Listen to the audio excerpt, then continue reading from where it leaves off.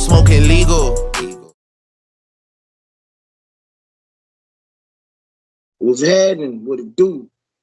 I'm your humble and gracious host behind enemy lines. As you can see, I have one of the biggest enemies in the state of Dallas.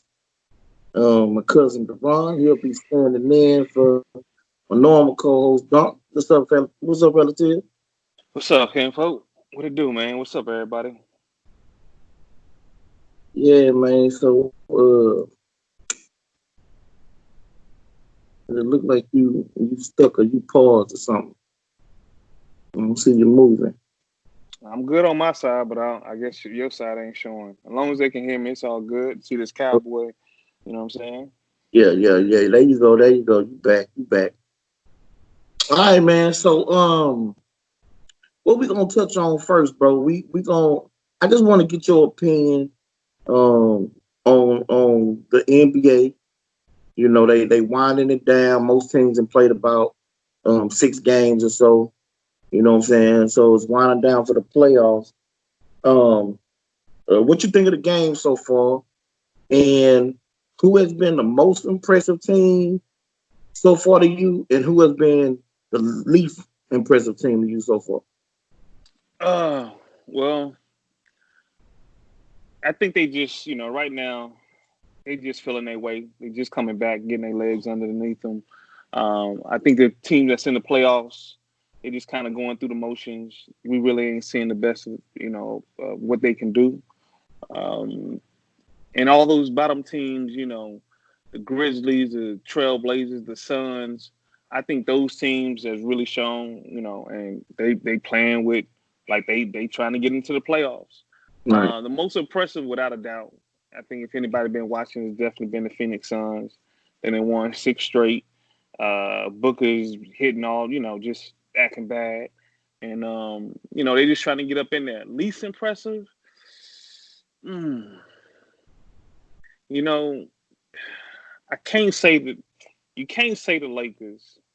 Well, I'm going to say the Lakers. I know they're the number one team. They done lost 3 straight. I think they won tonight. But they ain't seem like the number one squad. That they're supposed to be the number one squad in the West. Losing 3 straight, it just, that's not what it is. So, Right. I guess I'm going to have to say the Lakers, but like I said in the beginning, I don't think these top teams are trying to do anything right now anyway. But once they get in the playoffs, you can't just turn it on, man. You need to do what you're going to do right now. Right. See, and you stole my thunder, man. I thought you was gonna go with Portland, or Dallas, you know what I'm saying, or something. I thought you was gonna go with one of them teams as most impressive. Because I've been extremely impressed with Phoenix. Yeah. You know what I'm saying? Well, I was hoping you was gonna go another way. But yeah, man, Devin Booker, man, that boy been putting up like 30 No doubt. 26 assists. And they undefeated so far in the bubble, man. Phoenix? Yeah, Phoenix. That's crazy. You know what I'm saying? Yeah, no doubt. I would expect that, man. And I also, now, the way I disagree with you at is I don't feel like the top teams is just coasting. I feel like LA is struggling, like legitimately struggling. They can't defend. They not a good 3-point shooting team now. For the last couple of games, they shot the 3 ball better, but they just not a good 3-point shooting team. Like they was 23rd before they shut the league down in 3-point shooting. They've been bad overall in the bubble. Like I say, the last couple of games offensively they've looked a little bit better, but I mean they just been struggling, man. And when you look at Toronto, you look at Boston. You look at Houston, even the Clippers to a certain extent. I mean, they lost, I think, to the Nets yesterday. But you see that they playing hard. Right. They trying to get into a rhythm, you know what I'm saying? Trying to get some momentum going before they hit the playoffs. And the Lakers has been the most disappointing for a number one seed and for LeBron to come and poke his chest out about, they said I couldn't win. The rest everybody said I could. Well, I mean, to win the West and then just look like dumpster juice, you know what I'm saying, on the Yeah, court in the bubble, man. Like they've been the least impressive team to me, bro. yeah. What LeBron gonna realize is it's not the number one seed. It's playing a solid team round after round after round, and then Fact, getting to the finals, and then still got to play the best team in the East. And that's what facts. I think he's gonna realize, that this, it's you gonna have to play great ball all the way through. Even though they got the squad, I'm surprised by Anthony Davis not being more dominant than what I thought he was gonna be. I do want to see what he's like in the playoffs, and hope he's just not a regular season type of dude. But it's they I gonna mean, have a little way to go.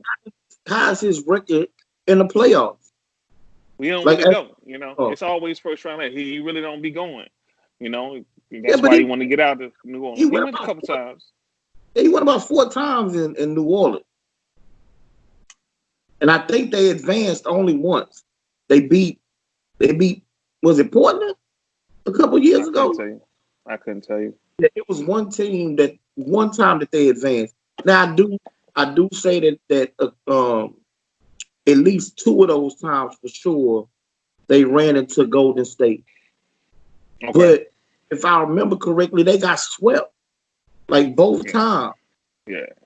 You know what I'm saying? Even though he played amazing, like I think in that first playoff series that he had, but like they got swept. You know what I'm Yeah. saying? Yeah. And so far he's won one playoff series. He is a guy that tends to get injured like a lot, and I don't know if I hear people call him soft. I don't want to call the dude soft. You know what I'm saying? I don't follow him enough. You know what I'm saying, or whatever to go that far. But man, like dude gets injured, man, and because I remember that year they had Boogie and he Yeah. got That's hurt. right. Yeah, That's right. and That's right. couldn't participate in the playoffs that year. You know what I'm saying? So I don't know, man. Yeah, but the Lakers been the least impressive. Do you think that when the postseason comes around, that LA is going to be able to flip that switch?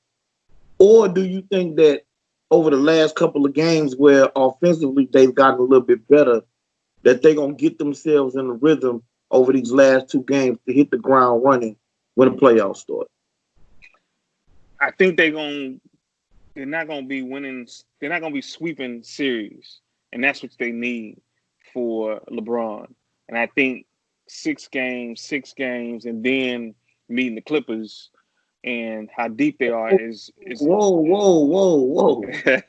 Whoa, whoa, whoa, whoa, whoa.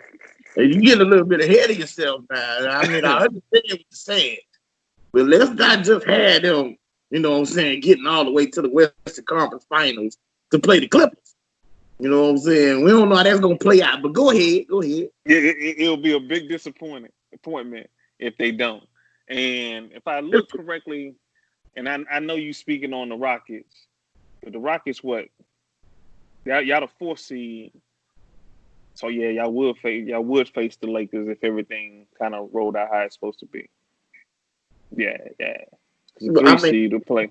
it depends because I think we right there behind Denver where Well, it's all bunched up.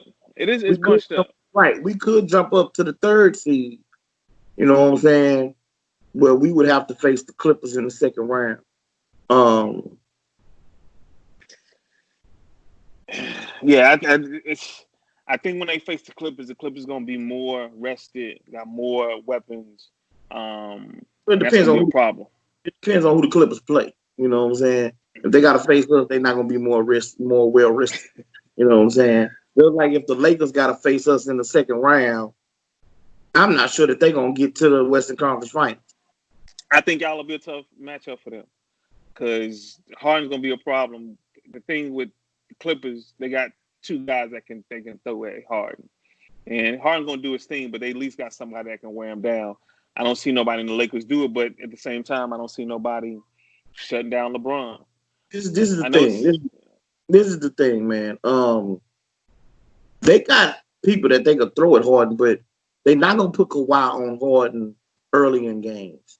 No, Mostly PG. because they're gonna need his offense. So I can see them putting Paul George on him, but then that means Paul George's offensive game is gonna take a hit. And then who are you putting on Westbrook? We've seen over the years that Patrick Beverly can't stop him. Now he can get he can get Westbrook riled up, you know what I'm saying, running off at the mouth, but he can't stop him. And then you got Reggie Jackson, you know what I'm saying. So neither one of them will be able to stop Westbrook. Plus, I don't even know for sure because a lot of teams was basically putting a big man on Westbrook because Westbrook couldn't shoot the three. You know what I'm saying? And so they was taking their guards and putting their guards on, the other players who could shoot threes where they could stand out there close to him. Yeah, well, that's the three people that you're talking about: Beverly, George, and Kawhi. It's gone. Job is to rotate on Westbrook and Harden. That's it. What about Eric Gordon? They're not. Eric Gordon, nice, you know what I'm saying, but they're not. They just gonna let him do his thing. Harden is the one. Harden's the one, and that's why, to go back what we was talking about, if the Lakers had Avery Bradley, then that's that defensive guy right there, and those extra little points is it's gonna be big for them. With him not in the series, it's gonna be big for them. But it's still LeBron, you know what I'm saying? No matter what we say, it's still AD. And I think they advance. But okay, so let's be clear. Number one, ain't nobody stopping Harden. Like, it don't matter who they got. Like, ain't nobody stopping Harden enough to where, like, he not gonna go from 35 a game to 25 a game. Yeah, right. But it's all in the last 4 minutes, 3 minutes, 2 minutes. That's what it is. And they got somebody that can make him go 2 for 4. 1 for 5. That's why this year's team, I love. That's the one reason that I love that he got Westbrook. You know what I'm saying? Because on any given night, like I said this before in another one of my videos, on any given night, Westbrook can drop 40. This is the first time since Harden's been in Houston that he's with another player that can drop 40 on any given night. And then if teams is going to dedicate their best defenders to Harden and to Westbrook, and like you say, you're going to let Eric Gordon do his thing, when them last 2-3 minutes, Eric Gordon is in a great rhythm. You know what I'm saying? He's feeling extremely good. You know what I'm saying? And so at the end of the day, the penetration from Westbrook, the step back and penetration from Harden is going to still get Eric Gordon either some wide open threes or a rotating player where he can then put the ball on the floor and get to the cup. You know what I'm saying? So yeah, you still you can't deny that even though either one of them can drop 40 a given night, they can go 0 for 8 in the fourth quarter and be settling for jump shots, Westbrook or Harden. And I ain't seen that. I ain't seen them go 0 for 8 in the fourth quarter. I'm just saying they can go brick. We didn't see the Rockets before put up a record of missed three pointers because that's the way y'all play. That's the way y'all play. But I'm just saying, if y'all can get caught up where they just bogging down and they just saying, and this is what playoff ball is, and this is the thing that everybody's saying about D'Antoni, and this is the only reason I'm really giving the Clippers any leverage over everybody, because I think Doc gonna be like, hey, okay, stop. We run this. I don't care. Run this. Do this for these last 2 minutes. This is what we got to do, and that's what And it's the first year that y'all got Westbrook and Harden together. You just don't come in. I don't care who you are. Just come in and do that. And that's another reason also with the Lakers. You just don't get a new guy unless you have a championship squad already there, and like you did with KD, you don't just come in with new squads and just go to the finals. Well, Kawhi did it in Toronto. That's a LeBron. This just goes back to that East, and I give you that. You know what I'm saying? I can give you that, but it don't happen often. It don't happen Unless you often. LeBron, when you came over, you went to, you had the Heatles and all that, and then you come back, and everybody don't realize you got two perimeter all-star players in Irving and Love, but it just don't happen all the time, man. I understand that, but we got 2 MVPs and a 6th man of the year. You know what I'm saying? And this is a new team. We switch pieces so much in Houston, so I can't say that it's not a new team. I mean, it is a new team, but I mean, we gonna have to see, man. We gonna have to see. If I give you this, if Covington can hit threes like he should and plays D, and he make that step, and he's that guy, not to be the superstar, but he fills in the gaps. Okay, you can surprise some people, but just looking at y'all squad, how y'all made up, how D'Antoni's, he got that monkey on his back. You feel, and I'm not saying this is what it is, but you feel like when it comes down to crunch, it's the players running the show. It's not the head coach. It's hard to see y'all coming out there without, the maturity level just being there after y'all together for 2-3 years. And that's Harden and Westbrook. Because we definitely have seen Westbrook when he was with KD to what he is now, and that's a big improvement. And we have seen Harden where he was, before to where he is now. You can tell he's, matured, but can they do it together when it come down to crunch, when the heat is on?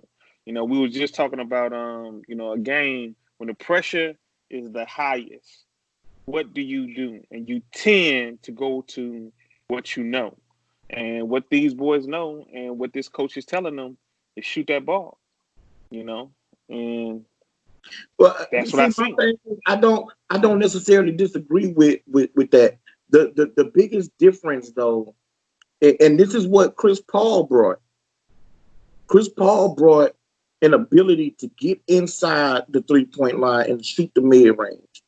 To give our offense more diversity. And so Westbrook has that element. He's not as good of a mid-range shooter as Chris Paul was, but he's still a much, much better mid-range shooter than he is a 3-point shooter. And he is a relentless attacker of the basket. You know what I'm saying? So while everybody else, as far as Covington, PJ Tucker, McLemore, Austin Rivers, they may all, even Eric Gordon, they may all be settling for threes. James Harden gets into that mode sometimes where, he falls in love with his step back. Even if he's missing it, he still keep firing it. The next, Westbrook is relentless in going to the cup. And so down the stretch of a game, if James Harden didn't miss the couple, where the maturity comes in, and I saw when Chris Paul was there, where he will then give it up to his co-star and say, okay, go ahead and get us a bucket. You know what I'm saying?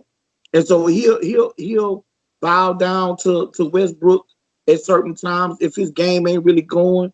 And I think Westbrook will do the same. You know what I'm saying? So we're gonna, but like you say, we're gonna see. If they get that mentality that they gonna take it to the cup every time, y'all'll be hard to beat. Ain't no doubt about that. No doubt about that. So, and defense is gonna shut it down, and if other guys is hitting, y'all gonna be hard to beat. But can y'all do it in a 7-game series? That's still, the question's still out on that. You're right. And I ain't putting too much stock in D'Antoni that he's gonna make the right rotations, the right adjustments, and that type of thing. So we just gonna have to see. No doubt. All right, man. So now we get down to the nitty gritty. Yeah, what we came here to talk about. Yes, sir. Yes, sir. Yes, sir. So what I had initially planned on doing, like I said with your brother, um, was I wanted to take a deep dive into the NFC. You know what I'm saying? Just overall of the NFC, but with his work schedule, I haven't really been able to finish my research as far as the full NFC or whatever. So we just gonna give the people Little a little taste. sneak peek, yeah, a little Yeah, appetizer. yeah, You little know what I'm taste. saying? And so we gonna start with your team since you are my guest.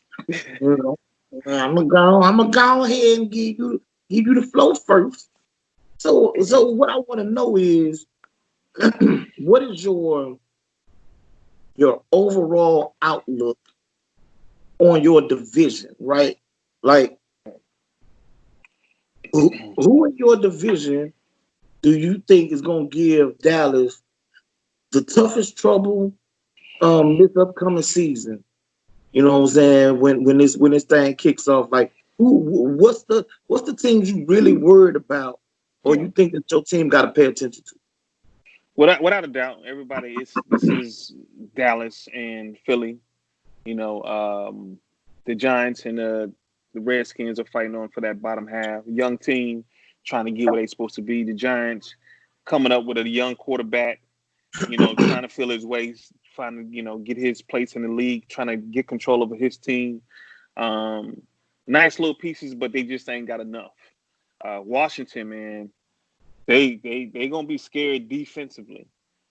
Same thing with them. Nice young little quarterback trying to find his way, trying to make his mark in the league, trying to take over his squad. Alex, Hmm? what You about talking about Alex? Allen? Well, I think they want Haskins to do his thing. I think they hoping Alex is a guy that Haskins can lean on and build from. I don't think they want to just throw that man out in the fire, even though I know he's saying he's ready. But that was a gruesome injury, man. That was you just don't come back in the NFL, and I think he can, but you got to remember, everybody don't realize Alex Smith's legs was a big part of his game. If it won't running, just getting up in that pocket and doing what he's supposed to do. But I think Alex is he's still a season away to get with another squad that's going gonna let him do his thing. That needs a veteran quarterback that doesn't have that young guy that says, "Hey, come in here and do his thing." But I think this year it's all about getting Haskins right. You don't draft this guy, start him, and then say, "Okay, we're gonna sit you this year." You know what I'm saying? You stun his growth. You're not even trying to find out what he is. And Daniel Jones and Haskins is we need to find out what you are. Are we gonna commit to y'all? Let me ask you a question on that. So in Washington, do you make that an open competition, or do you give it to the young quarterback out the gate and tell Alex, look, you're gonna be his backup? Like, do you do that out the gate, or do you make the young man earn it, or you make Alex earn it? You make Haskins lose it. But you as a new head coach in there, you can't seem like you're going and you're doing favors for nobody. Hit your camera, So, hit your camera. There you go, there you go. oh Hey, no, What's I, up, I, man? I, Apologize, Kim, folks. it's good, it's good. Hey, to all my subscribers, this is my other cousin. He was supposed to be in with us early, but he was bopping. You know what I'm saying? He was doing his thing. So this is my cousin Dre. You know what I'm saying? You jumped in right in the middle of our football conversation, man. So what? How we gonna do this? We're gonna go and let LeBron finish his spiel. Yeah, Uh, yeah, yeah. yeah, and then yeah, and we'll then hit come to divisions. you. I'm gonna come to you right quick, just to get a quick take from you about what you think about basketball in the bubble, because you missed that whole convo. Segment. Yeah, Yeah. and So also, when you do come to me, Antoine, you know I gotta have my take about your basketball commentary on your previous podcast, but I'll get into that later. Go ahead. Yeah. All right, D. Come on, man. So, back on the Redskins. So, um, Rivera got to make this boy Haskins earn it. You know what I'm saying? He can't seem like he just walking in there because it's going to get in the atmosphere that he don't got to work for it. But Right. it's his to lose. You know what I'm saying? It is his to lose when he's come in and, I remember back in high school, you go up to that door, you go look at that depth chart, you want to see, where you fit in. Haskins going to be that number one guy. Right. But Alex, he gonna tell Alex, hey, you come in here and do your thing. You can take it, but Haskins gonna really have to do something to lose that job. Just bad. Like he ain't been doing nothing. But that defense is gonna look good. Washington defense is what they're gonna kind of lean on. They're not gonna try to put that boy in a lot of trouble. It's too bad what happened to Geis, but you gotta set the atmosphere when you the first head coach, you know what I'm saying? You can't just let stuff like this happen. You gotta, lay down the law, kind of like what Jimmy Johnson did for the Cowboys. Just come in, hey, cutting boards, you acting up. So he had to do that. It's gonna hurt him, but we ain't winning the Super Bowl this year for Washington. We ain't going to Super Bowl this year. So let's do what we got to do. Let Haskins kind of work himself in there and see what we got. And Okay. then we talk about the big dogs, Philly and Dallas. It's an arms race. You know what I'm saying? We get Amari, they get Slay. You know what I'm saying? They doing what they got to do. They got a nice offensive line. I check out their schedule. They first 8 games, the boys can go 7-1, man. They can come out the gate tough. But week 16, when we see them, that's gonna be for the division. That's gonna be for everything. Cowboys, the one thing I can say out of all these years, about my boys is my GM ain't been lacking. He's been drafting. He's been picking up free agents. He's gave my coaches bullets. You know what I'm saying? We got the bullets. We got the talent. It's just that, Garrett didn't know how to use it. You know what I'm saying? Garrett didn't know how to use that shotty, man. He thought he had a pistol. That boy got a shotty, you know what I'm saying? And that monster behind number 4, number Deuce 1, that's what McCarthy gonna have to learn how to use that shotty. Can I? Yeah, go ahead. Yeah, go ahead. So you made a statement about your GM ain't been lacking. No doubt. If memory serves me correctly, for all the subscribers watching, they probably thinking the same thing. You got a quarterback who ain't been paid. Your GM is lacking if you ain't paid the most important player on the team. Could you elaborate? Yeah. Without doubt. If you've been, checking out reports, he's basically getting paid the highest of any Dallas Cowboy in the history of the Cowboys. You know what I'm saying? Nobody's ever been paid $31 million in 1 year. Inflation. Huh? That's due to inflation, but go ahead. It's still facts. It's still facts, what is it?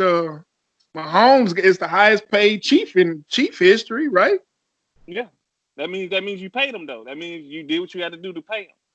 Yeah, that means Garoppolo is the highest paid 49ers. I mean, like that don't really mean that. Like that is a throwaway line. Like I don't even know why No, I'm answering the question that y'all just kind of put out there. That my GM did what he had to do to secure this man $31 million to play for my team next year. Now, if y'all want to talk long term, yes, there is some long term things that we still need to do. That on both sides, they need to come to the table. And if you believe reports that Dak was thinking about signing the deal at the very end, and he didn't. But my GM did everything he was supposed to do. Everybody remember after the first 3 games. He did not get the quarterback signed. That's He what he was signed. supposed to do. He got him He signed. franchise tag. He got him on the franchise tag, but he did not get him signed. He didn't get signed long term, but the dude is signed and ready to play football next year, and in a situation that he has to prove himself. Now, do we like that for that? Maybe not, but the truth of the matter is he's signed, he's ready to play, and he's got to play for something. You know what I'm saying? So my GM did his job. Now maybe the agent, maybe whatever you want to call it. My GM did his So job, so you and gonna he's been doing the job for a couple of years. blame the brother that the owner and the GM didn't pay. It's the No, brother no, fault. no, no. The fault really lie in the players and signing these crazy what is this the agreements they signed in this just past year, the collective The bargaining CBA. agreement. Yeah, the CBA. There you go. So it's really the players. Everybody, we all look crazy when the reports came out that they took the first offer that they could take, but then they want to crown the back end and say, well, I want it this way. Hey man, I feel for the brothers. I do. I know these owners is billionaires, chump changing millions to these millionaires, but you can't blame somebody when I put it on the table. You sign it, and then you want to backdoor and say, well, I don't like it. Hey man, you signed it. You get your people together. You know what I'm So saying? so so for all my subscribers, he has went from blaming the quarterback to blaming the CBA, and he don't want to blame Jerry Jones where the blame really lies. He could not get it done. That is a blemish on the GM. It ain't no way around it. You put the franchise first. You made the franchise quarterback play out the final year of his rookie contract, which is unheard of for a franchise quarterback. Then you turn around and you franchise tag your franchise quarterback fresh off his rookie deal, but you gave Ezekiel Elliott 16, you gave DeMarcus Lawrence 20, you gave Amari Cooper 20, Look, you no, paid the whole offensive line, but your quarterback, you want a franchise tag. Okay, Dre, you we finna go to you. hold We on. finna Let me go just say this. to Let me you say this jump real in quick. Let on me the just say this real basketball, quick. bro. Let me say this real quick. Y'all are already putting blame on something that ain't even happened. Now, if we lose that and he goes off the beat, then we can blame my GM. But as the tables are set right now, my team is in place. We don't maybe like how he did the deal, but Dak is a Dallas Cowboy, and Is he's he a signed long franchise term? quarterback. Is he signed long term? But he's here. I, Can he? no, Can he? Can that ain't he? what I Can asked can? you. Okay. That's Can not he what I still asked you though. sign long term? I asked a simple Can he question. still sign? Can he still sign Is long term? he signed long term right now? No, he's not. And that's a failure of the GM.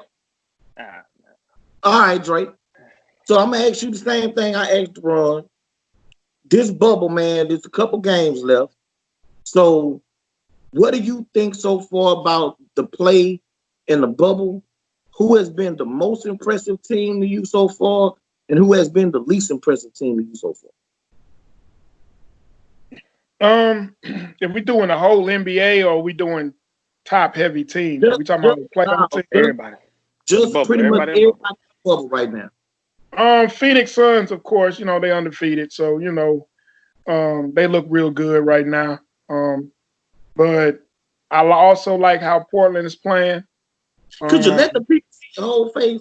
I don't know um, if that's going I, it's just a small picture right here, so I don't know what y'all see. But anyway, Portland, I like how Portland's looking. They healthy now, having they two big men back and fully loaded. They're looking nice. I think they actually can give the Lakers at least some work, at least go 6-7 games against the Lakers. So I like what Portland is doing.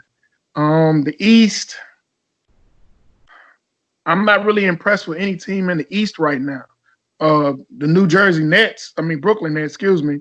They looking all right, without no superstars on the team. They gelling, winning some key games.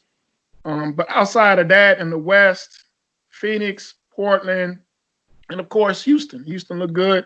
I give Dallas. Well, my issue with Dallas Mavericks is their defense, but I got to give them credit, man. That boy Luke is a beast, man. That boy gonna be problems in the league in the future. But Houston, Portland, and Phoenix are the ones that I'm impressed with so far in the bubble. Who am I disappointed with? Lakers don't look like they're gelling too well right now. The Bucks don't look too good right now. And I know both of them they in pretty much cruise control anyway. I'm shocked with the Clippers. The Clippers are kind of struggling a little bit. You know, it took, Dame missing them 2 free throws for them to beat Portland. But besides that, man, I'm liking with my Rockets. I'm confident that they're going to, cause a little trouble. I don't know if they'll get to the finals, but they'll make some noise, most definitely. That's what's up. That's what's up. So before we move on to your Houston Texans and the division, what do you got to say about my last video, man? Yeah, man. The one you was talking about with the Bucks, with the Rockets win over the Bucks. Most of the stuff was pretty accurate. I agree with you. It's just that I know how you felt after last season. And I remember you saying you was just gonna be a Clippers fan, Oh, And you was a I ain't go there. Like, I ain't go there. And But we didn't believe that. We didn't believe that. We didn't believe that, Drake.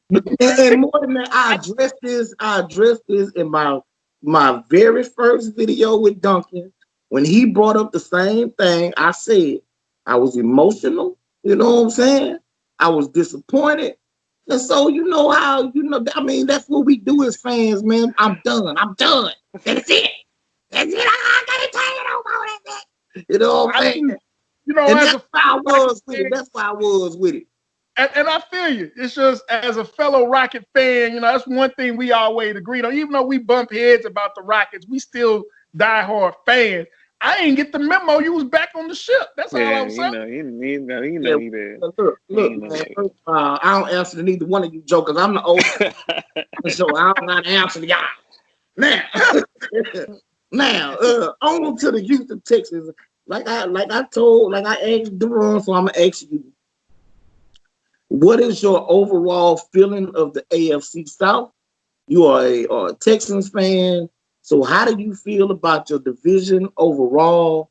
Who do you think is going to be the toughest competition? Who's going to be standing in the Texans' way of getting past the second round, first of all, but maybe just winning the division, you know what I'm saying, and getting to the playoffs? Who's going to be standing in your way? The division as a whole is getting tougher. I'm still kind of torn between the Titans and the Colts. Of course, Titans made some serious noise and went to AFC Championship game last year. They're still going to be just as tough, if not tougher. I'm actually scared they might even sign Clowney before it's all said and done. But the Colts, still been a dangerous team. I think Phillip Rivers does give them a upgrade at the quarterback position. So with that upgrade, they're going to be just as dangerous as I won't say as dangerous when Luck was there, but they're going to be close. And so they always had a pretty tough defense the last couple years. So between the Colts and the Titans, I'm still torn on which one's going to really, be in our way. Shoot, it could be both of them, to be honest with you. But, them Titans are scary, especially if they do sign Clowney. Are y'all going to be able to overcome the loss of Nuke, of DeAndre Hopkins? That was a big loss right there, dog. That was a big loss. I see the pain in your face right now and just talking about it. So, will y'all be able to overcome that, man, to be a legitimate contender in the AFC? I think we can overcome it. It hurts. It still hurts. I still can't fathom. I still can't understand it. It still has a bad taste in my mouth. I don't even want to see him in a Cardinals jersey. It's just me neither. I don't know what was worse, him in the Cardinals jersey or Akeem Olajuwon in the Raptors jersey. That's how bad it felt to me. You know what I'm saying? It just didn't seem right. But yeah, I know you don't want to see it, Antoine. You got to. I don't. I'm not gonna lie. I ain't gonna lie. I don't want to see him in the corner. I understand the situation. I understand why. I just don't understand not getting the first round pick for him. That to me. Explain to the viewers the why. Because a lot of us is wondering why and how in the entire hell did DeAndre Hopkins out of Houston. On one side of the ball in premium positions, there's no team in NFL history that had to be the top paid player in 3 premium positions on one side of the ball. You already just signed Larry Tunsil to being the highest paid left tackle. Before the first regular season game, Watson's going to be, if he's not, well, he better not be number 1, but he going to probably be number 2 highest paid quarterback. And then with Hopkins demanding, to be top paid wide receiver, all on the offensive side of the ball, all at the same time, all young, you can't financially swing that and be competitive. My only issue was, to me, you could have, as a coach / GM, you could have talked to Hopkins and say, hey, man, we're gonna take care of you. Kind of like what they did with Andre Johnson back in the day. The owner talked to Andre Johnson, but, our new owner, the son, he ain't that type of owner. But I felt like we could have talked to Hopkins, say, hey, man, give us a year or two. We're going to work the numbers. We're gonna take care of you. But he didn't do that. He got in his feelings, realized under the cap we can't make it happen, and it makes sense and still be competitive. So he traded him. My thing is, you got to get a first-round pick for them. Got to. You're not a first-round pick, man. That it's sick to my stomach, man. I still want to throw it. Can your coach lead y'all to a Super Bowl? Honestly. As a coach, I think he can. As a GM, hell no. But as a coach, I actually think he can. And the reason why is I seen him with less still get us to the playoffs with playing 4 or 5 different quarterbacks in the season, beat up offensive line, even with the Watson the first year we went to the playoffs, having the worst offensive line in the game.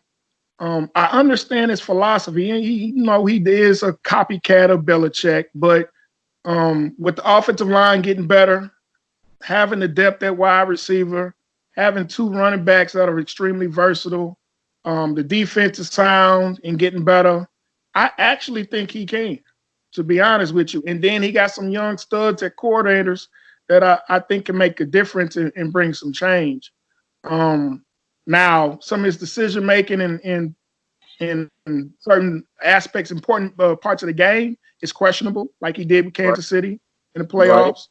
Right. But I'm hoping to learn from those mistakes. You're getting those type of pressure situations, just like in basketball. Jordan missed a lot of game winners before he started making them. So I'm hoping with O'Brien, he learned some of his lessons and when to pull the trigger, when to gamble, when not. But I got faith in him that he's capable of doing it with the right talent, I should say. And I think we got enough talent, is whether or not we can gel it all together and stay, mainly just like in any NFL team, is staying healthy. You want to chime in something, Deron? Man, he reminds me, of just a Jason Garrett, a good enough guy. Have a good record, have a bad record, have a good record. Just a not a bad coach. It's not a great coach. The same thing we had with Garrett. It was just like maybe he can, maybe he can put it together, and he could never consistently put it together. But I really don't know too much about his squad like that. I was just kind of looking up the records for the past couple of years, but that's what came to mind to me is another pretty good guy. That's fair. That's a fair comparison. I can't knock that until he get his past the second round. As of right now, I don't know if Jason Garrett had his success though. Jason Garrett didn't win that many division titles, but I get where you're coming from with it. Well, I'm gonna say the biggest mistake the Texans made is that the GM didn't fire the head coach, and that means that he would have to fire himself. Yes, I know what I was saying. I don't believe in your head coach. I don't. Is he good enough to get to the playoffs? Yes. He's not good enough in game to put his players in position to win and advance throughout the playoffs all the way to the Super Bowl. Like, I understand what you're saying about the offensive line and all of that type of stuff, but he didn't had DeAndre Hopkins for 4 years now, going on 5 years. And he's been out the first round one time. And when he did get out the first round, the Texans got blown out in large part because of his decisions, play calls, that type of thing in game, and not being able to pull that team together and to say, look, man, we need to calm down. You know what I'm saying? And this is what we need to do, and string some plays together to get that team out of the rut. You know what I'm saying? He's good at yelling at people, getting in people's face, and all that type of stuff, and poking his chest out. But as far as being a coach that players are going to rally behind and rally around, you know what I'm saying, to play hard for him, to get all the way to the Super Bowl, I haven't seen that, and I don't believe it. So I think the worst mistake that the Texans have made is keeping the head coach, really, and the GM. Both of them should have been fired. The GM should have fired the coach first, and then the owner should have fired the GM, which means they both should. He should have got fired. Well, I can't blame that. What I'm saying, I can't blame the team on who they lost to, because that same team did that in the Super Bowl against a good squad too. And he was just facing he was facing a good squad. Hold on, good I'm just saying, I can't blame on that one. If you can lose to the Super Bowl champs, and you saw the explosion they had when they faced a top-notch defense. So I just wanted to say that. Okay. We'll say this though. Wait, Dre. Let me respond to that right quick. You can blame the players when they allow 44 points unanswered. Like I'm sorry. Like at some point, somebody had to make a play. Somebody had to stop the bleeding. Now that starts up top. That starts with the head coach. Like I said, stringing some plays together, getting that team together, and rallying the troops so that somebody, to put them in position. But at the same time, on the field, somebody has to make a play. You cannot let a team run off 44 points unanswered in a playoff game. I don't care how good the team is. You cannot allow that. I feel you. Don't get me wrong. I feel you, but the same thing we did to Kansas City in the first half, they did to us. A lot of crazy plays, fumbled punts, all that stuff to turn the tide. And yeah, I still blame O'Brien. I feel you, but I kind of agree with Deron at it. Not only did the Texans do it, the Titans did it the following week. Then they turned around and did it to the 49ers. So if 44 is a big number, but we did drop 31 on them in the first half, so it's just it was 20. It was 24. Huh? It was 24. Wasn't it? Yeah, wasn't y'all? Yeah, y'all was up 24-0. 31-3 when they start coming back. No, was it 24? No, I thought it was 24-0 at halftime, and in the third quarter we scored. No. By halftime they was up 28-24. Yeah, y'all jumped out 24-0. And then they ran off 28 unanswered to end the first half. And before y'all scored again to make it 31, they had the score was 44-24. Okay. Then y'all scored, made it 31. Then they scored again, made it 51. So that's how it went. But like my point of it is still 24 points first half, which is game planning. You know what I'm saying? And yes, I still blame O'Brien. I get your point. My thing of it is that you got to understand from the Texans organization standpoint, he's still the best coach we had in franchise history. And we've been going to the playoffs every single year for majority of his reign. So if they're going to pull that trigger, it better be with somebody that's going to take it to the next level. We're not trying to go back to the Kubiak years or, you know what I'm saying, back to where you're not winning, not least winning division and going to the playoffs. You know, it got to be to the point where you're still giving your fan base hope by at least being competitive each year. So they're hesitant right now because, like you said, it's the second round. You know, the previous year he got eliminated in the first round. So it's still a little progress. You got a young quarterback that's, you know, jumping up to superstar status in a sense. And it's kind of scared to shake the boat right now when you still have somebody on the verge. Like they lost the Super Bowl. You know what I'm saying? And then in the regular season, they beat them same Super Bowl champs. They beat the Patriots. So, you know, you see promise there. You see potential. So you hesitant as an organization to pull that trigger to go back to the 1-15 years. You know, who are you going to get to? Who's out there that's going to seriously think can take them to the next level? Yeah, I feel that. I mean, I don't understand it, but I understand what you're saying. You know what I'm saying? I mean, so because even though I want to say this, because you know, y'all cut me short on my Cowboys. I talked about everybody in my division, but my boys. But I'm gonna let it go. Y'all got on that GM. Y'all got on that GM talk. Y'all got on that GM talk and cut me short. So we was talking about my squad, like you know. But I'm gonna let it be. That's how y'all do, my boys. It's all right. It's all right. You know what I'm saying? Don't like but go that, ahead. Man. Go don't ahead, man. Like I know you want. I know you want to talk about your 49ers, man. Well, go ahead. Well, yeah, let's go ahead and get to the big dog in this here chat. You know what I'm talking about? Let's go and get to them boys, you know, them real boys, them big dogs. So I'm gonna address my division. It's the toughest division in all of football, hands down. The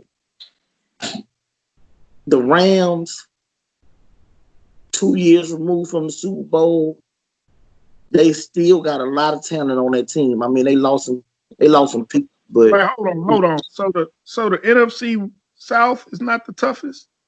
No. The NFC South with Tampa, New Orleans, Carolina, Atlanta? No. Atlanta and Carolina are not what I would consider playoff caliber teams or teams that could make the playoff. It's not better than the Rams and the Cardinals.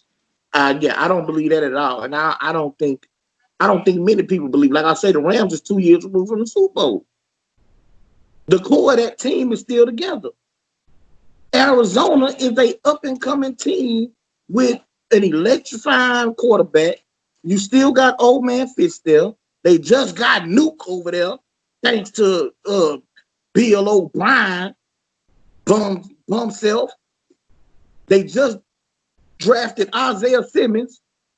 You know what I'm saying? The special linebacker. Said in your previous podcast, that defense is suspect with the Cardinals.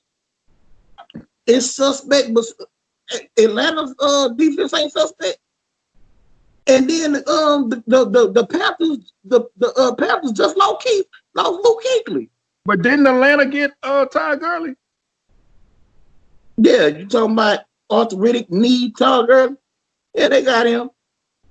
I mean, look, man, top to bottom, man.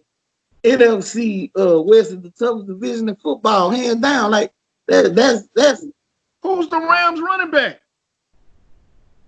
He a young boy. They just drafted somebody. This year.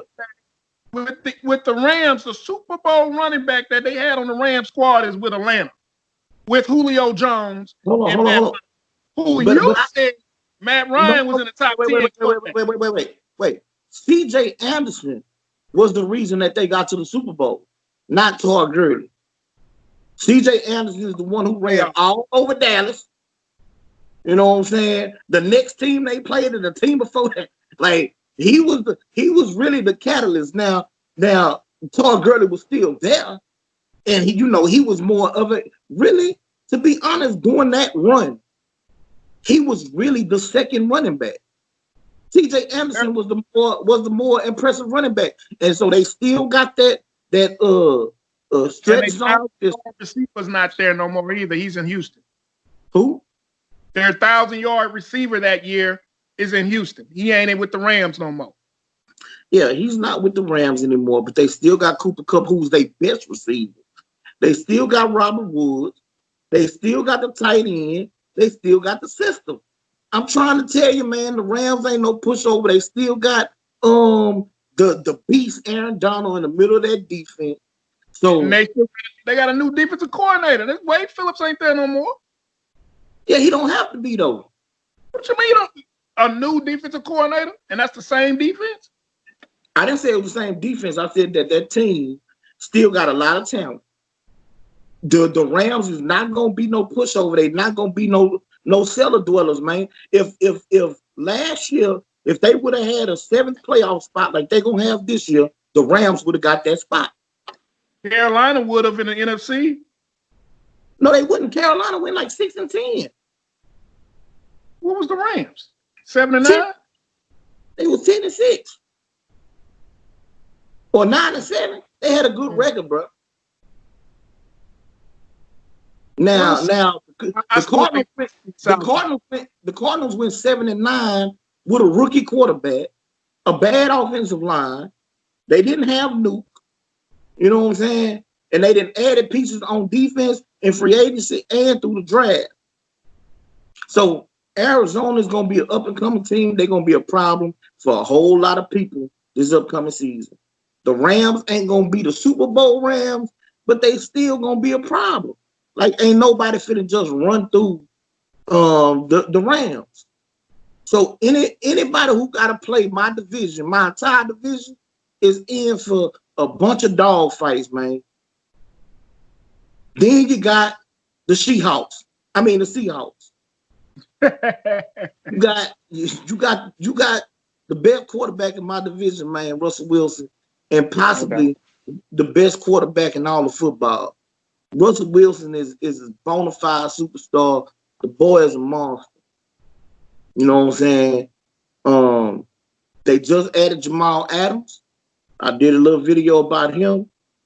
I think the boy's a beast. Like, I can't front on Jamal Adams at all, man. He is a bona fide beast, and he is going to change the makeup of that defense. I think that his personality is infectious. So a bunch of dudes on that team is going to be running around, talking a bunch of trash, and trying to take people's heads off. Yeah, he's a mixture of Earl Thomas and Chancellor in one. Now, you need to quit disrespecting Hall of Fame safety. Now, if you want to say Cam Chancellor, I can see Cam Chancellor 2.0, a smaller version, but he hits, he can run, you know what I'm saying? He physical, he intimidating, all of that. I can understand that. Don't shoot down. But he's more of a ball hog than Chancellor is. Now, he's not all of Earl. Maybe he's 80% of Ken, but he got 20% of Earl. The boy, he can go for that rock too, man. When it's Earl, in the air. Speed, but I feel. Well, I'm just talking about Earl. I said a combination of both of the boys. Maybe he's more of Chancellor than he is, but Earl Thomas, baller, man. Earl Thomas is. Yeah. He will go down. He will go down as probably the second best single safety, middle of the field safety in NFL history. Nah, not second. And number 2 is Earl Thomas as a single high safety. He is the second best all time. Jamal Adams. Whoa. Huh? Yeah, you got a lot of boys, man. You got Jason Taylor, man.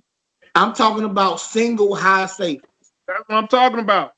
That covers sideline to sideline. Not a split safety look. One safety in the middle of the field, 8 in the box. He covered sideline to sideline. The only person I seen better was Ed Reed.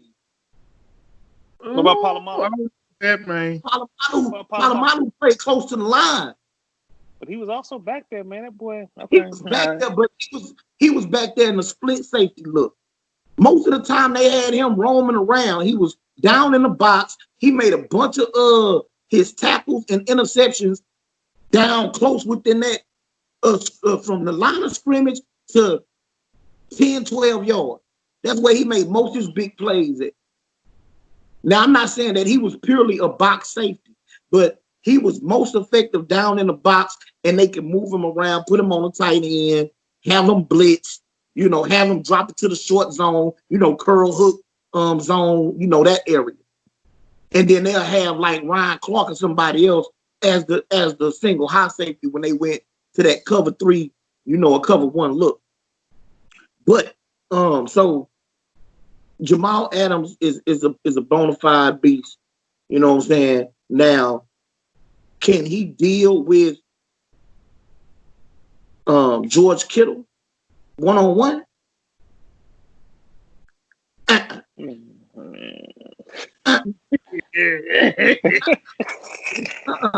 are you talking about, man? And I'm gonna tell you why. Miami was a beast at safety. I'm gonna tell you why. Because George Kittle is 6'4", about 6'4", 240 pounds. He runs a 4.5 40. No. He's physical as all get out. So Jamal Adams ain't gonna intimidate George Kittle. No, he's not. He can run with George Kittle, but he's not gonna out physical George Kittle. You know what I'm saying? And so if he has to defend George Kittle one-on-one, especially in the passing game, man to man, George Kittle gonna eat his lunch. Man, he won't. That's crazy. You only got Deebo Samuels outside of him to worry about. No. The 49ers got the best tight end tandem in all of football. They got the best tight end tandem in all of football. Tell me a team that got a better tight end tandem. I mean, I gotta go through the homework. Yeah, I ain't done my homework. Well, I'm gonna do your homework for you. Whoa! Tampa Bay Bucks. I knew you don't say that. I was just gonna say that. I was just gonna say that. Now hold on. Is OJ Howard's resume better than Jordan Reed's or George Kittle? His upside, his talent, though. Okay, but if you look at his upside, compare his upside to George Kittle's, and then look at Gronk. Where's Gronk's upside? It ain't none. It's all downside. The last time we saw Gronk play, Gronk couldn't even run no more hardly. Couldn't get open. The best thing he was doing was pass block. You got OJ Howard, but what type of resume has OJ Howard displayed so far in the NFL? He still has. I mean, boy's still nice, man. I understand that, but I'm saying it's mostly for OJ Howard. It's height. He has not had 1,000-yard receiving season. He has not made the Pro Bowl or been All Pro. He's not looked at or recognized as a great run blocker. People don't even mention his name when they talk about the best tight ends in football. You said Jordan Reed? Jordan Reed from the Washington Redskins. Yeah. When the last time he didn't did? When the last time he didn't stay on the field for 8 games? Same thing with Gronk though. Both of them got injury history, but Gronk is far more on the downside than Jordan Reed is. And Jordan Reed has been an All-Pro. Pro Bowler. He's been 1,000-yard receiving tight end. And how long ago though? How long ago? He had 952. That wasn't 1,000, and that was 6 years ago. Well, that's pretty much 1,000. I mean, you're 962. It's pretty much 1,000, man. And you know what I'm saying? Ever since then, he ain't did nothing. He ain't done nothing. It's been a while. Yeah, 4 years ago. What he did in 2017. Ain't y'all looking at points in 2017? Yeah, his numbers ain't no different than OJ Mayo. No. How? OJ Howard. OJ Howard, yeah. Okay, so if that's the case, and OJ Howard is only giving you 200 and some yards receiving for a season No. as a young tight end. He's giving 500 just like Howard gave the Washington Redskins 2 years ago. He didn't even play last year. Yeah, he didn't play last year. He had a concussion in preseason, and so he held out the whole year. So that means he didn't have a full year to get his body completely healthy. At the end of the day, his skill set can't be denied. Can we say that? Jordan Reed can get open. He can catch the ball. He can block. His main problem since he's been in the NFL has been dealing with injuries, mostly concussion. So you got him as your number 2 tight end. Your number 2. So if you're going to put your best safety or your best coverage linebacker on George Kittle, then that means that Jordan Reed is going against your what? Your 3rd, 4th best, 5th best defender on the field? Well, he's going to have to show me that he can burn me. He can stay on the field. Yeah, all season long, he's going to have to show me that. Otherwise, I'm trying to take Kittle and Debo out the game. I'm going to make y'all go to Reed all game long. That's fine. That's fine. I get my stats back. Jalen Hurd, who didn't play last year, he gonna be back. Trent Taylor gonna be back. Debo gonna be there. Jared McKinnon, who didn't play last year, he gonna be back. Like I say, we added Jordan Reed, we got George Kittle. We're gonna have weapons all over the field. My defense is still intact. The only thing we lost on defense was DeForest Buckner, who we replaced with Javon Kinlaw. We gonna see how that go. Y'all know how I felt about Kinlaw before the draft. You know what I'm saying? But as far as a run defender, he should be as good as Buckner. As a pass rush guy, I don't think he's gonna be there in his first year. It's gonna take him a few years. But at the end of the day, man, Bosa, D Ford, Armstead, Sherman, Warner, Greenlaw, like I can keep going, man. You know what I'm saying? We're gonna be a problem. We're gonna be a problem, man. We are the team to beat in the NFC, and I don't think it's all that close. Nah, that's not. It ain't nothing like that.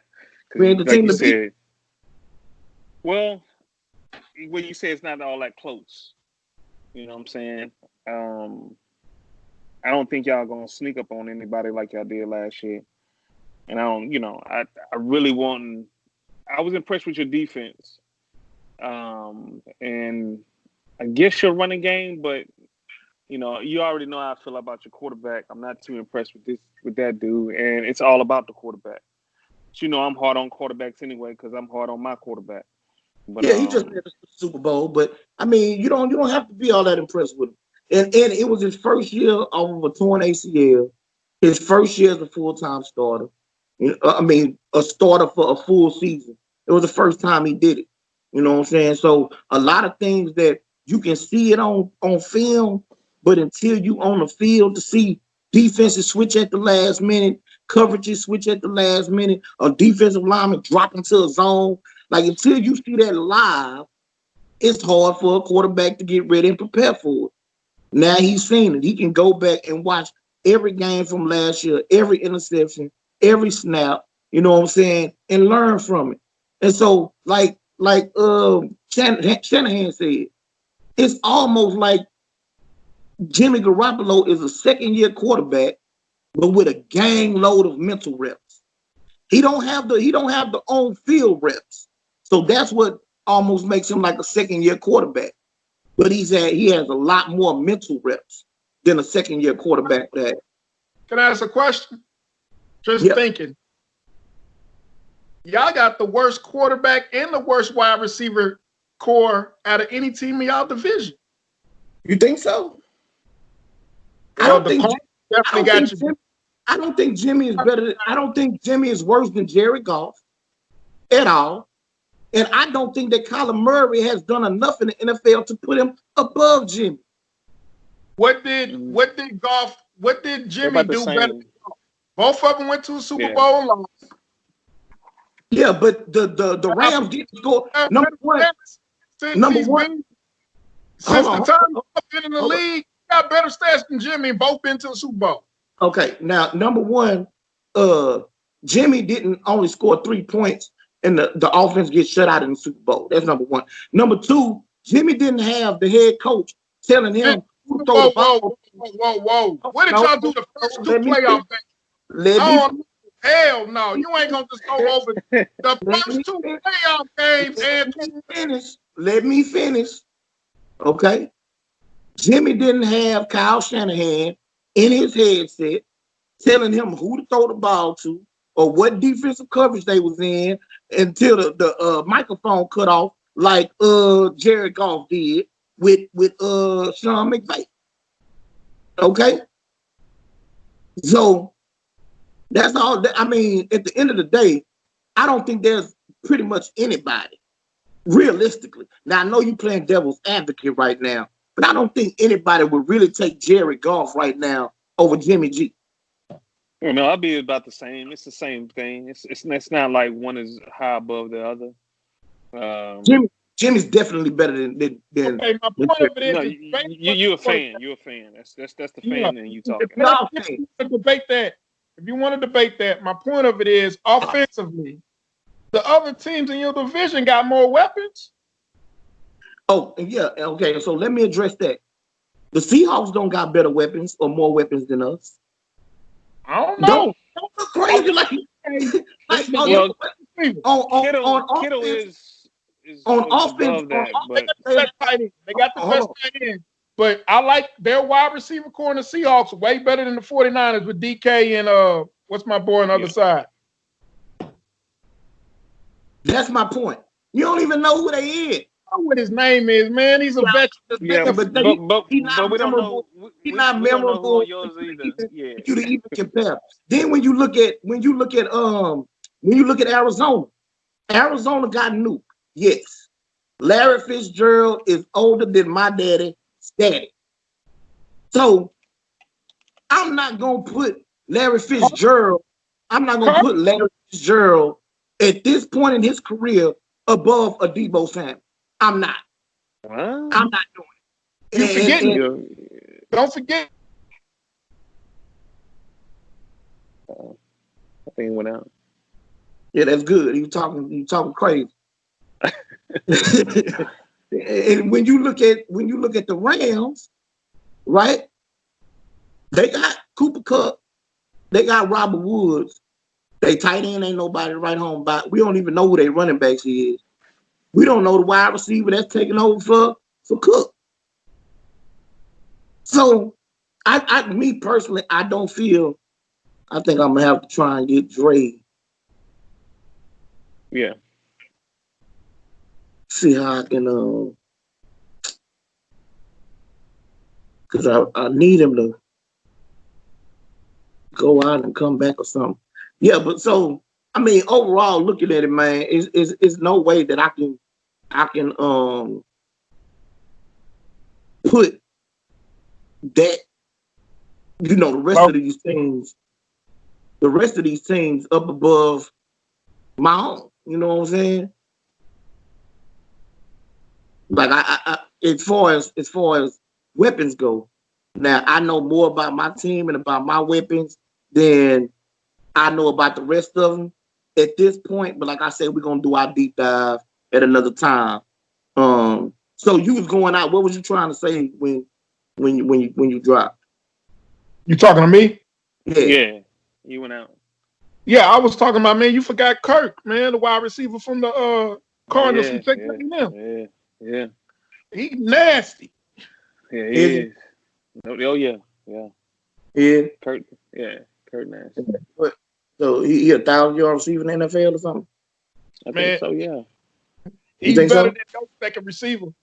Yeah, no doubt. There's no doubt about that. He's better than your second receiver, and he's the third over there. Well, no doubt. I mean, me personally, I don't know that. I mean, y'all can say it. That don't make it true. You know what I'm saying? I'm just saying. I don't know that. Like, I didn't see Christian Kirk he haven't looked amazing to me. Like he ain't been nobody where I look at him and be like, God damn, man, I don't know what we're gonna do about this boy. Yeah, Like but I see, ain't never thought about him. but just like how he did with Seattle after Debo, and I just know Debo because of the Super Bowl. I wouldn't have known about him. I don't know who your next guy is. I don't. You know. Boy had 700 yards last year as the second option. I got Debo, I got Kittle, I now got Jordan Reed, I got Kendrick Bourne, who played in the Super Bowl last year. Trent Taylor and Jalen Hurd both didn't play in my slot receivers. They're gonna be back this year. Jared McKinnon, Raheem Mostert, Man, and I wish. those are my weapons. Those are my weapons at Jimmy's disposal. You know what I'm saying? Even though y'all cut me short, my offense gonna be a problem too. But that's another day. That's another day. We get to break down my. Let's hear about you. Nah. Man, you know what I'm saying? Team, man, I don't about saying, man, how you gonna cut the Cowboy out? Let's hear about you. I want to see how this offense gonna look, though, DeMar. I want to see how the offense gonna look. If they feed the monster, especially with a disgruntled quarterback who ain't got paid. But let's hear about it. He got $31 million. I don't know what you're talking about. Yeah, I know. We got something to prove. Nah, he proved that last year. Now he got the only thing I can do now is look for a house in another state. Y'all got at the most, y'all got 2 more years of debt. Debt gone, man. Well, they ain't gonna franchise him. If McCartney and everybody look at it, we did have a good passing year, but that still gave us 8-8. And all the top NFL teams, Tennessee's, the 49ers, the Baltimores, I guess except for the Kansas City Chiefs, were a good running squad. So as long as they feed that monster and put those boys in the box, and now you got Amari, you got the rookie Lamb, you got Gallup coming up being, a nice number 2, a guy that you wanted, pretty bad. So it's offensive. Ain't nobody asked you for all that extra information. Offensive line. Man, you doing too much. And the thing is, I ain't even name my rookie, so because I don't really put too much stock in rookies. You know what I'm saying? You bringing up CeeDee Lamb, don't nobody care. I got Brandon. I ain't even mention him. Yeah, but when you coming out and you're, arguably the best at your position, you're gonna talk about him. He wasn't the best. Nobody believed that. I say arguably. If you look at anything, arguably he was coming out to be the best. It's gonna be either Judy or him. That's what everybody basically had. That's why I'm so mad at my Texans for not getting the first round draft pick, because CC could be back here in his hometown playing for the Texans if we would have had a first round draft pick. Yeah, your GM traded him away for a left tackle. Stop crying. You traded him away. Stop crying about it. I want to see a Houston boy in Dallas clowning. Yeah, clown. He ain't gonna clown. Don't worry about it. Don't worry about it. Don't even worry yourself. He's throwing the ball too hard because he's mad. Yeah, you can't be mad at 31 million, man. You can't be mad at 31 million, bro. Oh yeah, yes you can. Yes you can. Because you thinking about it's 38. Y'all shot him at 7 million, man. Y'all. Not to mention my signing bonus. So this year I really could have made about 45. You know what I'm saying? Made another 38 next year. That's how them quarterbacks be getting paid. You know what I'm saying? They get them big checks that first year. And he's still playing for it. Which is less than Jared Goff and Carson Wentz getting paid. He's still it's not. They got 33 and 33 and 34. And he's getting 34 something. So he's getting right 31. There. He's 31. You're right. But how that offense? But he's still playing. He's still playing. He's still playing for a contract. So he ain't gonna go out there and bomb himself out. He's still playing for a contract, and he's still trying to get paid. So the offense of the Cowboys, McCarthy coming in, and like I said, when you get something new about something though. Let's be clear about something. Your offense for the last 2 or 3 years ain't been a problem. Your defense is being dumpster juice. I mean, let's just be real. It's been dumpster juice. And it's still gonna be dumpster juice this year. Y'all done ran out of who's the coordinator? Ran out and signed a bunch of dope head and rejects at defensive end opposite DeMarcus Lawrence. Now Who the problem tackle and who playing for the secondary? Yeah, the problem has been the tackle position, and McCoy and Poe is gonna fill that need. You know what I'm saying? So McCoy and Poe they gonna fill up that because our problem was stopping the run. Now I got to see what Ha Dix is gonna do at that safety position and see if he can just kind of be something. But you're right. That other corner, since Byron is gone, I know if you ain't a Cowboy fan, you really don't know Jordan Lewis. He gonna really have to step up and do his thing. But as long as we can stop the run, what's been our problem, if Poe and McCoy can fill that up, it's problems, man. It's problems, big problems. How? Because it's so if a team can't run on you, they just gonna pass on you. Your secondary is trash. It's trash. It's not trash. It's not trash. It ain't the top. But like I said, you don't know Lewis. You don't know Cheeto. Cheeto. He coming along, and Xavier Woods is nice. And like I said, But when you go to straight passing, that's when D-Law do his thing. When he got to worry about that run, when he can just pin his ears back because my offense is scoring 28. 30, 35 a game, then that's when we get the big money. Game. Now y'all I'm saying 20 or something. I'm saying. Don't get distracted. Y'all gonna be historically this year. That gonna throw for 6,000, Zeke gonna run for 2,000. 35 a game. As long as Zeke doing his thing, we're gonna be all right. Prediction, man. This is gonna be Zeke's best year. I'm letting y'all know that right now. And you already had some good years, Zeke. No, it ain't. Because teams gonna play y'all the same way they always play y'all. They're gonna take away Zeke and force Dak Prescott to beat him. And history tells us that he hasn't been able to do it. If I done said something wrong, smack me on the wrist and got dog on me tail. Do tell. All I gotta say is with that, you can't expect him to win the game, but he won't lose the game for you. And that's the biggest reason why we ain't giving him $40 million a year. But he's a good guy. He's on that level with Guap.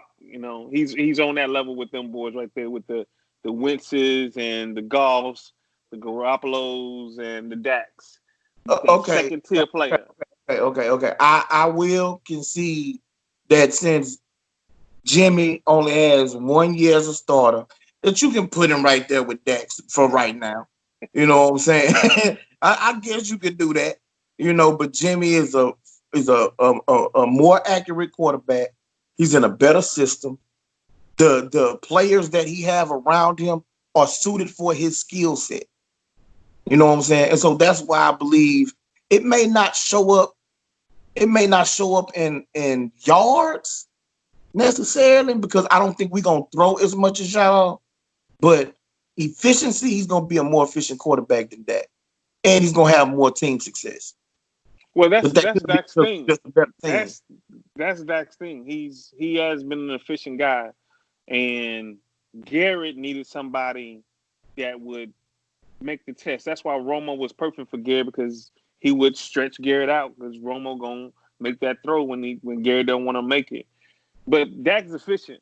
His quarterback rating is up there with the best. You know what I'm saying? So he's efficient. I don't want to talk about no Garoppolo when he won 2 playoff games and then throw for 100 yards in both of them. I don't want to hear that. That means you didn't win jack. So you got to the Super Bowl because of a run game and a great offensive coordinator. That's it. You don't win 2 playoff games without throwing for 100 yards and gain some and the respect. defense. Come on. Okay, man. so in the first playoff game against Minnesota, he did have 100 yards passing, over 100 yards passing. 105, 110. Nah, he had more than 100 yards, but this is the thing. Like y'all want to crack and criticize Jimmy G, but against Green Bay we had almost 300 yards rushing. Like they simply could not stop the run. We went down the field 80 yards on 8 runs. You know what I'm saying? To score the touchdown. We made Aaron Rodgers look like Blake Bortles. You know what I'm saying? For a whole half. Like at the end of the day, man, it's about winning the football game. You know what I'm saying? And yes, Jimmy, as a first-year full-time starter, Oh man, his first playoff experience. The butterflies could have been there, you know what I'm saying? That type of thing. And he threw a bad pick against Minnesota. And so the head coach played it safe.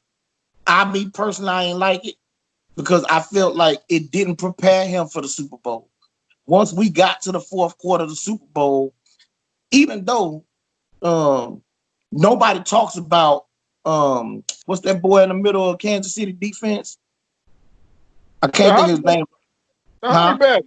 The Honey Badger? No. He a defensive tackle. Oh, Chris Jones? Chris Jones. 2 times on 2 of our drives, he had Kittle wide open across the middle, and Chris Jones batted the ball down. You know what I'm saying? He got his hand up and batted the ball down.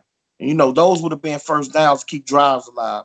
Nobody will talk about it. They just talk about the overthrow. But if Shanahan would have stuck with Jimmy and let Jimmy keep throwing against Green Bay, even though they couldn't stop the run, let him keep throwing against Minnesota even after the pick. You know what I'm saying? To put that pressure on him that, look, you got to make good decisions. You got to make sound decisions. Then when we get to the fourth quarter of the Super Bowl, this isn't foreign to him on this stage, on a playoff win or go home stage. You know what I'm saying? So it is what it is, but you know, he'll learn from it, and he's gonna be better this year. Just like Shanahan said, the boy has not had the playing experience, and when you give a quarterback playing experience, they get better.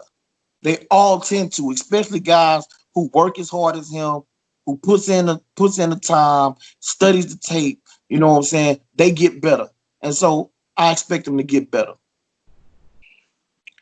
So, man, this thing's going almost an hour and a half. Any important words, boys? Do y'all want to, do? I don't know if y'all want to do predictions. You know what I'm saying? I'm not gonna do one. I'm gonna wait until I do the conference outlooks or whatever. But y'all want to give some predictions on y'all squads? Not yet. I gotta break down the schedule and go game by game. But go Cowboys is all I gotta say. I think we're gonna be better. When we doubt it, that's when we have a good year. In my division, you don't win back to back, so I told you it's gonna be between us and Philly. So I do expect us to win the division, and we'll see our boys, man. We'll see our boys in the playoffs. I would have loved to see the 49ers. Regular season. I don't know about the playoff, pimp. We'll see y'all. So y'all don't advance in the playoffs. It's a do not pass go situation. Y'all might as well be on a monopoly board in jail. Okay, Drake. Sound cute. Yeah. We're gonna continue our dominance in the conference. Dominance. We win. You know what I'm saying? We 3-4 years in a row now. Division champ. So we're gonna continue it. Hopefully we'll get past the second round. We'll see. But I like where we at. I like the depth. We'll just see what my coach can do this time. See if we learn from his mistakes. Also, go Rockets. I like that boy Westbrook. Hard doing for hard to do. I can't wait to see Gordon come back against the Spurs and hopefully get his shot back before the playoffs and get a rhythm. And that boy Austin Rivers the other night, Lord have mercy. Yeah. 41, that was nice. That was crazy. Defense is what I'm proud of my Rockets, man. They're playing some defense finally. Now, I agree with you, Ant, from your last podcast. I'm not too thrilled about. I don't have confidence in D'Antoni, but he got to play more players. We got too deep of a roster for him not to bring Green and Carroll and all them defensive players out there, man, and keep fresh legs on the court. But overall, man, go Rockets, go Texans. That's all I got for today. Already. And so, I appreciate y'all coming in, man, checking out the unit or whatever. Don't forget to subscribe, hit that like button. You know what I'm saying? We're gonna holler at y'all later, man. Tell your friends about me, dog. Oh, this what we doing? All right. I like the bitch, I like the wobble, shake it, break it. Nigga, we made it, they hate it.